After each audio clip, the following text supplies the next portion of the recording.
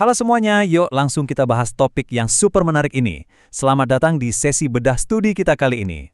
Pernah kepikiran nggak sih kalau jejak digital yang kamu tinggalin di internet, mulai dari tiap ketikan sampai tiap unggahan, itu ternyata lebih dari sekedar data acak? Hari ini, kita bakal ngelakuin semacam investigasi perilaku yang benar-benar mind-blowing soal kehidupan digital kita. Kita akan ngebedah sebuah studi soal gimana sih karakteristik perilaku digital dari postingan media sosial yang berhubungan sama stres. Ini bukan cuma ngebahas soal teknologi ya, tapi ini soal gimana kita bisa lebih memahami diri kita sendiri lewat layar gadget. Jadi, pertanyaan besarnya buat kalian hari ini adalah, beneran nggak sih media sosial itu bisa ngungkapin tingkat stres kita yang sebenarnya? Coba deh pikirin, apakah jumlah likes yang kamu dapat, atau komen-komen dari temen, atau bahkan seberapa ribetnya kalimat yang kamu ketik pas lagi emosi, itu benar-benar ngebocorin kondisi mental kamu ke publik. Nah, disinilah letak misteri utama yang bakal kita pecahkan bareng-bareng. Apakah data beneran bisa ngebaca pikiran kita? Buat mecahin misteri itu, para peneliti di studi ini pakai kacamata social computing atau komputasi sosial. Gampangnya gini, ini tuh ilmu yang pelajarin gimana perilaku manusia berinteraksi sama sistem komputer. Jadi, kita tuh nggak lagi ngomongin soal seberapa canggih sebuah AI bisa nebak sesuatu dengan akurat. Nggak, bukan itu. Kita justru lagi nyari alasan manusiawi di balik rentetan data tersebut. Kita pengen ngerti gimana sih kondisi psikis kita itu meluap atau istilahnya tumpah ke lingkungan digital tempat kita main tiap hari. Oke, sekarang mari kita kumpulin bukti-buktinya dari sebuah dataset keren yang namanya Reddit. Layaknya sebuah investigasi detektif beneran, para peneliti ini nyelam ke dalam lautan data digital. Dan biar kalian kebayang seberapa masif investigasi ini, coba deh lihat angka ini. 2.838. Itu adalah jumlah pasti dari postingan media sosial di dataset Reddit yang dianalisis abis-habisan buat nyari sinyal pemicu stres. Bayangin aja, ngebaca dan kanalisis ribuan curhatan, opini, dan keluh kesah secara sistematis. Ini jelas bukan sampel yang kecil. Ini benar-benar representasi masif dari interaksi kita-kita di internet. Tapi tahu nggak apa yang bikin data ini valid dan bisa diandalkan banget? Proporsinya. Kita punya 1.488 postingan yang terindikasi stres dan 1.350 postingan non-stres. Lihat kan pembagiannya hampir 50-50.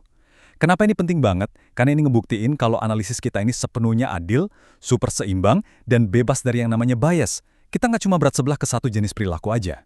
Nah, dengan data sebanyak itu, detektif-detektif kita ini nentuin 3 tersangka utama.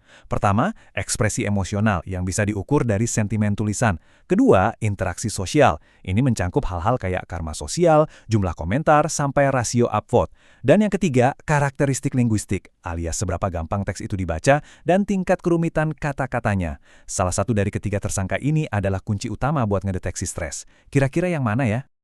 Sebelum kita temuin jawabannya, ternyata banyak tebakan awal yang salah, alias cuma sekedar petunjuk palsu. Kita kan sering banget ya mikir kalau postingan kita sepi, nggak ada yang komen. Itu artinya kita lagi sedih, kesepian, atau stres. Tapi coba deh, perhatiin perbandingan ini. Waktu kita ngadu kelompok postingan yang stres, ngelawan yang non-stres, hasilnya bikin kaget. Di permukaan, mereka tuh mirip banget. Skor keterbacaan teksnya nyari sama. Lebih gilanya lagi, jumlah komentar yang mereka terima juga hampir identik. Fakta ini langsung matahin mitos. Kalau kurangnya interaksi atau gaya nulis yang ruwet, itu otomatis tanda kalau orang lagi stres. Ternyata petunjuk ini nggak bawa kita kemana-mana. Kalau kita intip dikit data statistik dari uji Mann-Whitney di sini, buktinya makin kuat. Tenang, nggak usah pusing lihat angkanya. Intinya gini, lihat bagian jumlah komentar. Statusnya nggak signifikan. Terus sosial karma, secara statistik lemah banget. Intensitas interaksi yang sering kita kejar-kejar tiap hari buat dapat validasi di medsos, ternyata gagal total jadi petunjuk buat ngidentifikasi orang yang lagi stres. Interaksi sosial benar-benar tersangka yang salah tangkap dalam kasus ini. Jadi kalau bukan jumlah komentar, terus apa dong? Nah, ini dia bukti utamanya. Buat paham apa buktinya, kita perlu ngerti dulu konsep yang namanya effect size atau ukuran efek. Anggap aja metrik ini kayak volume suara dari sebuah petunjuk. Sebuah temuan mungkin kelihatan keren di atas kertas, tapi effect size ini ngasih tahu kita seberapa gede dan seberapa nyata sih dampaknya di dunia nyata. Makin gede angkanya, makin kenceng petunjuk itu teriak ke kita. Dan boom, ini dia momen pencerahan kita. Coba kalian perhatiin grafik ini. Lihat betapa kecilnya ukuran efek buat social karma sama rasio upvote. Mungil banget, nyaris nggak kedengeran suaranya. Tapi coba lihat sentimen, angkanya 0,324. Benar-benar mendominasi dan menjulang tinggi di atas variabel interaksi lainnya.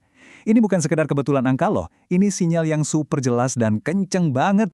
Terus apa sih arti dari batang grafik yang raksasa tadi? Simpelnya gini, postingan-postingan yang berkaitan sama stres itu nunjukin nilai sentimen yang drastis jauh lebih rendah, alias lebih negatif.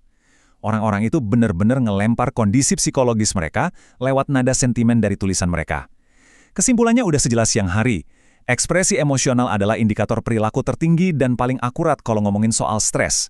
Bukan seberapa banyak orang nge-like postingan kamu, tapi nada emosi dari apa yang kamu tulis. Itulah bukti kuatnya. Lalu, apa hubungannya temuan ini sama kesejahteraan digital dan masa depan internet kita? Temuan ini ngasih tahu kita gimana caranya ngebangun ruang digital yang jauh lebih peduli dan suportif. Berdasarkan perspektif komputasi sosial tadi, ada 3 langkah nyata nih.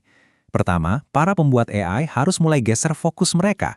Jangan cuma bikin AI yang pinter nebak akurat, tapi bikin AI yang benar-benar paham perilaku manusia. Kedua, sistem medsos harus berhenti terobsesi sama seberapa viral sebuah postingan dan mulai mantau pola ekspresi emosional penggunanya. Dan ketiga, dengan ilmu ini kita bisa ngebantu developer, bikin sistem yang sadar sosial, punya empati, dan bisa ngedeteksi stres pengguna yang tersembunyi jauh sebelum kondisinya makin parah. Kalau saya harus ngerangkum semua bedah studi kita hari ini ke dalam satu kalimat, kutipan dari peneliti ini ngena banget. Ekspresi emosional memainkan peran yang lebih penting daripada intensitas interaksi dalam mencerminkan perilaku terkait stres dalam lingkungan online. Penemuan ini benar-benar ngubah cara pandang kita. Media sosial itu bukan sekedar tempat pamer angka dan metrik, tapi ini adalah kanvas murni dari emosi kita. Sebagai penutup, coba deh renungin ini sebentar. Ingat-ingat lagi postingan terakhir kamu pas kamu lagi ngerasa capek, muak, atau stres banget. Nggak peduli ada yang nge-like atau ngomen, kira-kira apa sih yang sebenarnya lagi diteriakin sama jejak digital kamu tentang kondisi mental kamu saat itu? Apakah tulisan kamu diam-diam lagi teriak minta tolong lewat nada sentimennya? Semoga ini bisa bikin kita semua lebih peka dan sadar sama kehidupan digital kita sendiri ya. Terus semangat belajar hal baru dan sampai jumpa di analisis kita berikutnya.